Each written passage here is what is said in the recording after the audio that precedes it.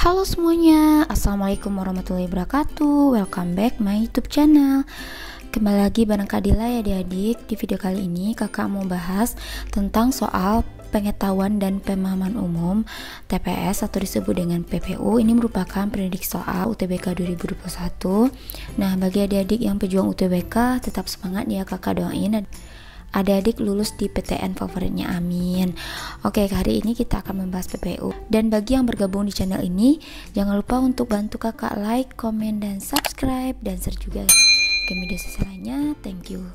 Oke, kita langsung aja ke videonya ya. Let's check it out.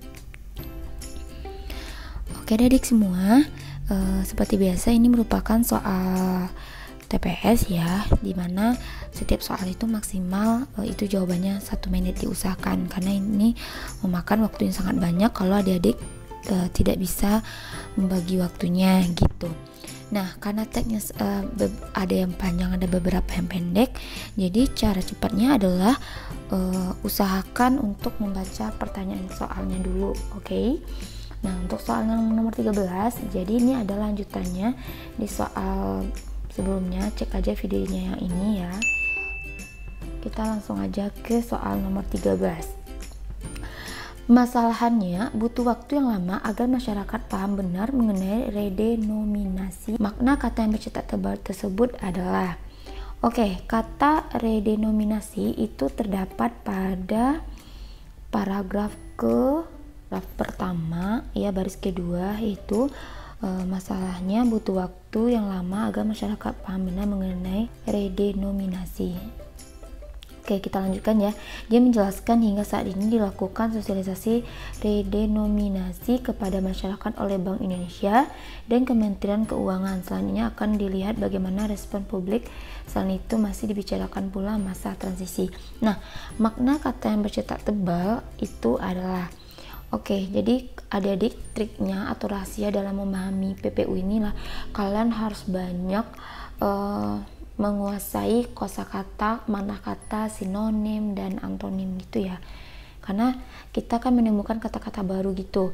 Nah, di sini itu makna kata redenominasi menurut KBBI adalah penyederhanaan nilai tukar rupiah namun tidak mengubah nilai tukarnya.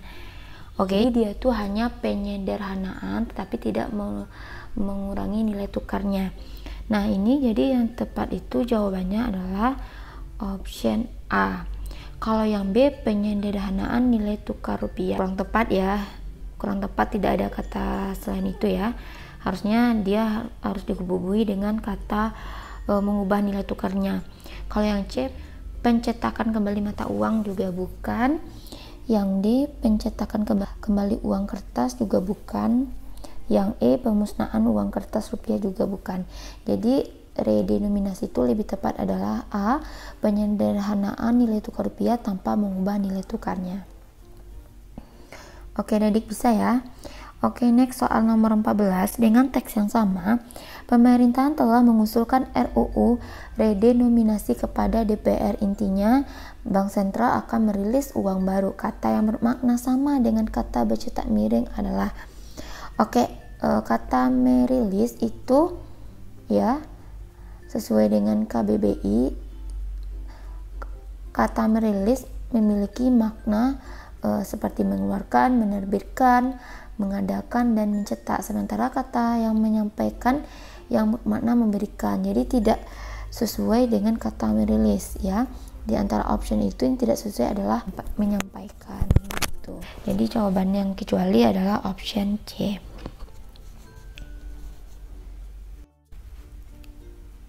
Next soal berikutnya, soal nomor 15. Masalahnya butuh waktu yang lama agar masyarakat paham benar mengenai redenominasi.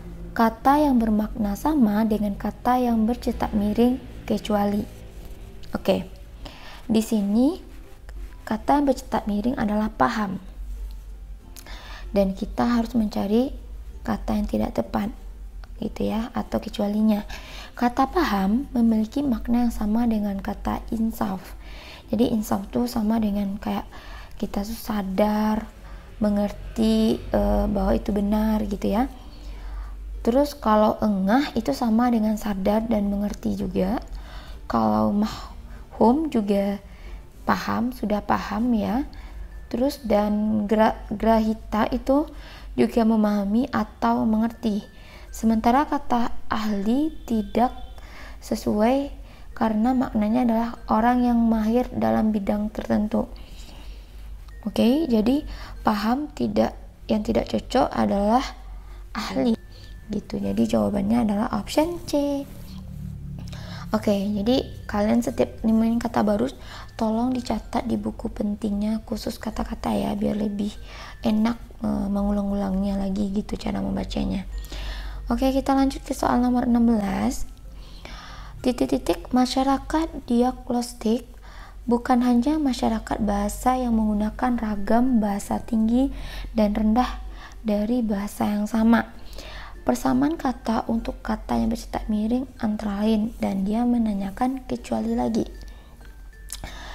Ragam. Oke, ragam itu berarti sama seperti kata-katanya itu adalah bermacam-macam ya, atau memiliki corak atau gaya, model ya, jenis, lelah. Kalau lelah tuh sama dengan tingkah atau ragam juga ya. Terus kalau langgam itu sama dengan gaya, model atau cara. Sementara kata cegak memiliki makna tegak atau gagah. Jadi yang merupakan kata kecualinya itu adalah cegak gitu. Nah, bisa ya adik-adik dicatat aja kalau ketemu kata-kata barunya. Oke, next soal nomor 7. Berikut ini yang bukan merupakan persamaan kata yang bercetak miring. Oke. Titik-titik bahasa tinggi dan rendah dari bahasa yang sama, melainkan juga masyarakat bahasa menggunakan ragam bahasa yang tidak serumpun. Nah, kalau kita mencari kata yang bukan persamaan dari kata serumpun, kira-kira menurut adik-adik apa? Nah, adik-adik harus paham kata serumpun itu memiliki maknanya sama dengan sekelompok, seturunan, seperdu, seindu. Nah, sementara makna sepaham itu tidak sesuai dengan makna kata serumpun. Oke, jadi jawaban yang bukan merupakan persamaan kata yang bercetak miring serumpun adalah option D, yaitu sepaham. Oke, next soal. Titik-titik pemaparan Ferguson yang menyatakan bahwa diagnosia tidak hanya terdapat di dalam masyarakat bahasa yang secara resmi mengakui keragaman bahasa.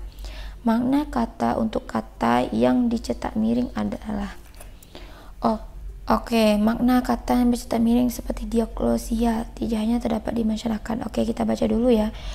Bahasa Banjar yang digunakan masyarakat setempat memiliki andil dan memenuhi situasi komunikasi masyarakat di salah satu wilayah Kalimantan Tengah hingga menjadi masyarakat diagnostik.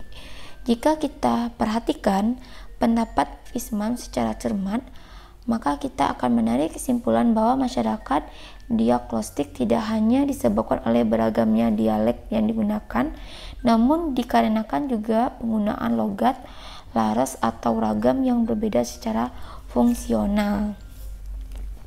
Oke, jadi dialeksia itu ya seperti pembagian bahasa ya, pembagian bahasanya itu secara fungsional yang ada di dalam masyarakat. Nah, jadi ini tuh lebih tepat jawabannya adalah option A. Kalau B itu pembagian masyarakat bukan. Yang C pembagian bahasa juga, tapi pembagian bahasa daerah menjadi beberapa jenis bukan. Karena dia lebih menjelaskan pembagian bahasa secara fungsional yang ada di dalam masyarakat. Dalam awal kalimat sudah dijelaskan di situ ya. Kalau yang D situasi bahasa yang mendorong perkembangan bahasa juga bukan. Yang E perubahan situasi bahasa di suatu wilayah oleh penuturnya juga bukan. Nah, kenapa pembagian bahasa secara fungsional yang ada di dalam masyarakat, karena di situ dijelaskan bahwa diagnosis tidak hanya disebabkan oleh beragamnya dialek yang digunakan, namun dikarenakan juga menggunakan logam laras atau ragam yang berbeda secara fungsional. Jadi di situ kalimatnya. Jadi jawabannya adalah option A.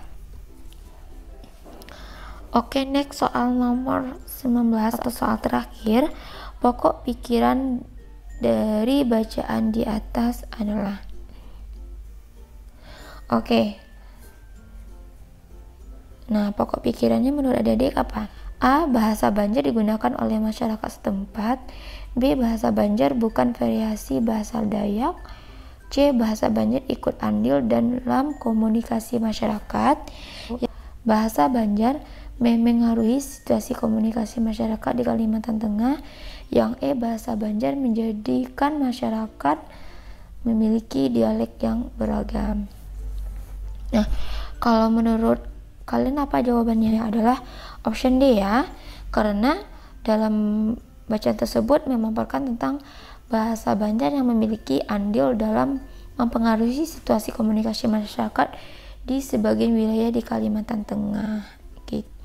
Karena ini udah tergambar di kalimat pertama ya, bahasa Banjar yang digunakan masyarakat setempat memiliki andil dalam mempengaruhi situasi komunikasi masyarakat di salah satu wilayah di Kalimantan Tengah. Oke adik-adik, sekian dulu video kita kali ini, semoga bermanfaat dan jangan lupa dicek video PPU-nya di part sebelumnya biar lebih berkaitan satu sama lain ya, jadi lebih jelas. Semoga kalian sukses ujiannya, tetap pasang target ya, tetap semangat, terus watching, see you on my next video. Assalamualaikum warahmatullahi wabarakatuh, dadah.